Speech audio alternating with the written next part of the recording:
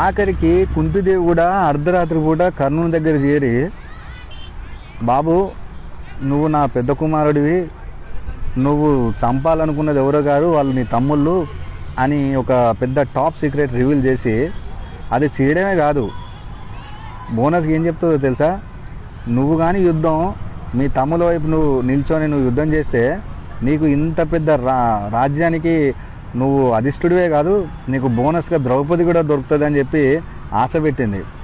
అంటే ఏంది, కన్న తల్లి కూడా సొంత కొడుకుని దగ్గర ఆశ పెట్టించే పని చేయించుకోవాలని చూస్తాను.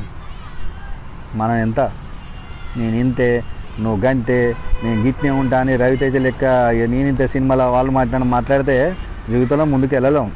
వాళ్ళకి ఏం కావాలో వాళ్ళకి ఆశ పెట్టి వాళ్ళకి కావాల్సింది వాళ్ళకి ఇచ్చేసి మన పనులు మనం చేయించుకోవాలి. లేకపోతే చాలా కష్టం ఇప్పుడున్న రోజులల్లో. స్టోరీ ఏమాత్రం మీకు ఇన్స్పిరేషన్ కనిపిస్తే మాత్రం డెఫినెట్గా తెలుసు కదా, లైక్ చేసి ఫాలో చేసి వీలైతేనే ఒక చిన్న కామెంట్ చేయండి. Bye friends.